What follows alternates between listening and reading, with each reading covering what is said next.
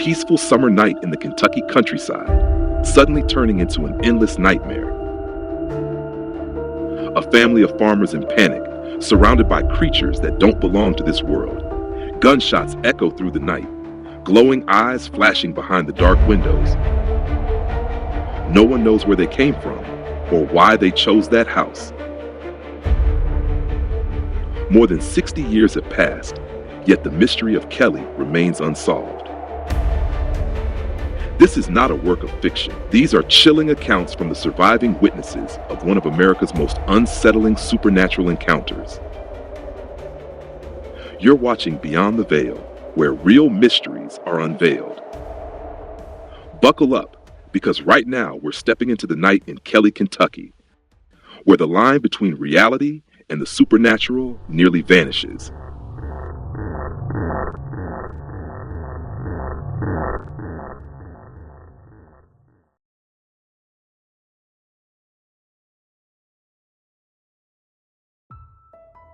On a sweltering August night in 1955, the small farming town of Kelly, Kentucky became the center of one of the most bizarre encounters in American history.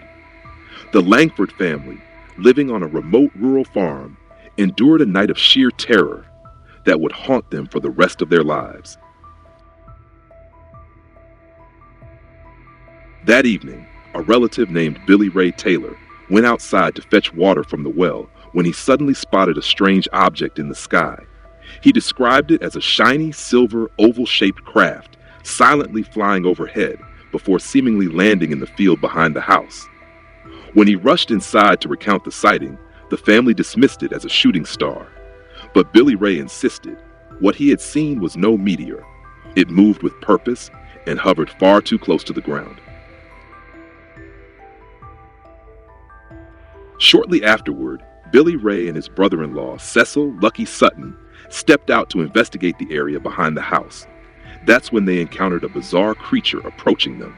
According to their account, the being stood about 3.5 feet tall, with an abnormally large, round head, oversized glowing eyes that pierced through the darkness, pointed ears like a bat's, and arms so long they nearly touched the ground.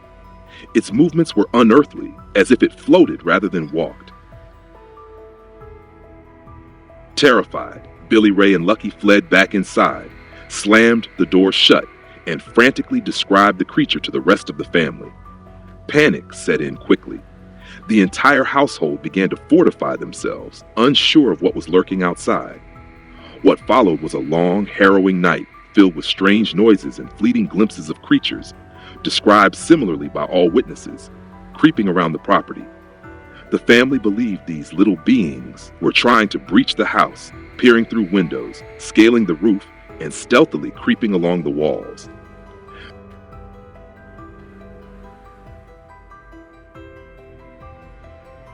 After the initial sighting, the night turned into a nightmare at the Langford farmhouse. The 11 family members, including several children, were gripped by growing fear as more of the strange creatures began to appear around the home. Though the beings did not attack directly, their actions made the family feel hunted. These small figures with glowing eyes were seen at the windows, vanishing just as quickly into the shadows. They approached the doors as if searching for a way inside. Every noise from the yard sent chills down the spines of those within. Lucky and Billy Ray, the only adult men in the house, armed themselves with hunting rifles. Whenever one of the beings appeared near a window or the porch, they opened fire. Yet the bullets seemed to have little to no effect. Rather than being injured, the creatures simply tumbled away as if struck by a blunt force, then disappeared into the darkness. The sound of bullets striking them resembled the clink of metal, further alarming the two men. It was as if the creatures were shielded by armor or something impenetrable. One disturbing detail was the creature's faint bioluminescence. They emitted a soft green or bluish-white glow when moving in the dark. However, whenever the house lights came on, they would retreat instantly, seemingly afraid of the illumination. Recognizing this, the family kept the lights on throughout the night. But when the lights flickered or were momentarily turned off, the creatures would draw near again. At one point, one of the beings raised its arms in what seemed like a gesture of surrender or peace, but its behavior remained unmistakably menacing. In a particularly terrifying moment, Billy Ray claimed one creature reached through a window and grabbed his hair, causing him to fall back in fright. The ordeal dragged on for hours, with the creatures reappearing multiple times and showing no signs of leaving. The family found themselves trapped inside their modest rural home, without access to a telephone or means of contact, relying solely on light and gunfire to keep the mysterious invaders at bay. After hours of being surrounded and harassed by the strange beings, the Langford family reached a state of utter exhaustion and panic. Near midnight, they made the desperate decision to flee the farm in search of help. All 11 family members, including women and children, crammed into 2 vehicles and sped toward the nearest police station in Hopkinsville. When they arrived, the group was visibly shaken and overwhelmed with fear. Some were sobbing uncontrollably, while others stammered, barely able to explain what had happened. Witnessing their genuine terror, Police Chief Russell Greenwell quickly realized this was neither a prank nor a case of group hallucination. He immediately assembled a large response team, which included local officers, soldiers from nearby Fort Campbell, state police, and members of the press. Soon after receiving the Langfords' report, around 25 individuals, comprising local police, soldiers from Fort Campbell, and several journalists, rushed to the Kelly farmhouse to investigate the bizarre incident. With flashlights cutting through the night and nerves on edge, the team spread out across the area around the house in search of any trace of the mysterious creatures. At the scene, investigators noted several unusual details. Spent shell casings were scattered around the home, especially near windows in the front porch, confirming Billy Ray and Lucky's account of defensive gunfire. Inside, the curtains had visible bullet holes, indicating the chaos and intensity of the family's attempt to protect themselves. Behind the house, a patch of grass appeared flattened in an odd pattern, accompanied by faint traces of a glowing substance, something some speculated could be linked to the beings or the strange object Billy Ray had seen earlier. However, no creatures were found, and no definitive physical evidence emerged to prove their existence. After combing through the area late into the night, police concluded that there was insufficient cause to continue the investigation. They withdrew, leaving the Langford family still rattled and deeply unsettled. But the horror wasn't over. Shortly after the authorities left, the creatures returned. They resumed their silent harassment, occasionally creeping up to windows or lurking beneath the eaves of the house. The family remained awake, gripped by fear, unable to sleep. The disturbance continued until around 4:30 to 5 a.m., when the first rays of sunlight broke over the horizon and the beings finally vanished. In the days that followed, word of the Kelly incident spread rapidly. The media, UFO researchers, and curious onlookers descended upon the area.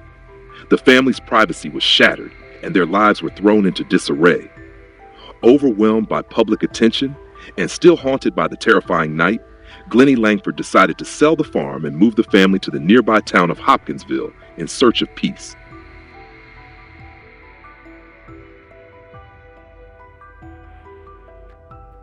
More than half a century after the shocking events in Kelly, Kentucky, the encounter between the Langford family and mysterious beings remains a compelling subject for researchers and fans of the supernatural. Over the years, relatives of the original witnesses have tried to recount the story with as much honesty and detail as possible, especially Geraldine Sutton Stiff, daughter of Cecil Lucky Sutton. Through podcasts, books, and interviews, Geraldine has shared the family's perspective, affirming that they never sought fame or financial gain from the incident. In fact, the intense media attention at the time forced the family to abandon their peaceful life and endure years of public skepticism. Numerous analyses and speculations have been proposed to explain the creatures the Langfords encountered. One popular theory suggests that the beings may have worn some form of armor or were surrounded by an invisible force field. This could explain the ping sound, like bullets striking metal, that Billy Ray and Lucky reported hearing when they fired their guns. Furthermore, the way the beings moved, gliding smoothly above the ground rather than walking, strengthens the belief that they possess technology far beyond human understanding, possibly the product of an extraterrestrial civilization. Some UFO researchers have put forth even bolder hypotheses. They propose that the beings might have had telepathic abilities, capable of sensing or communicating through thought, possibly explaining why several witnesses described a feeling of being watched or having their minds invaded. Another line of speculation leans toward the possibility that these creatures came not from a distant planet, but from another dimension. Their ability to vanish quickly and leave no tangible traces has led some to believe the phenomenon could be tied to rifts in the fabric of space-time or intersections between our reality and a metaphysical realm. Even more intriguingly, certain folklore historians have pointed out that the Kelly incident was not the first time Americans reported encounters with similarly described beings. One recorded case in Gloucester, Massachusetts, in 1692, during the same era as the Salem witch trials, mentions local residents describing strange creatures with large eyes, big ears, and puzzling behavior. Though the historical contexts differ greatly, the similarity in the creatures' appearances has led some to believe these occurrences might be cyclical, repeating across time and location, and perhaps connected to supernatural forces beyond human comprehension.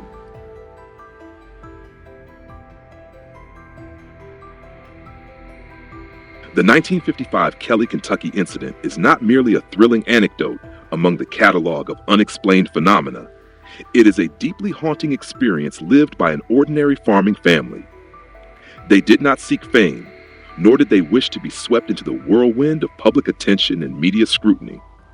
What they endured that night, though unconfirmed by science, left a lasting mark on their lives. For many locals, this is not merely a mystical tale, but a part of their region's identity, a place where the boundary between what is real and what is unexplained continues to coexist, like the interplay of darkness and light on that fateful night.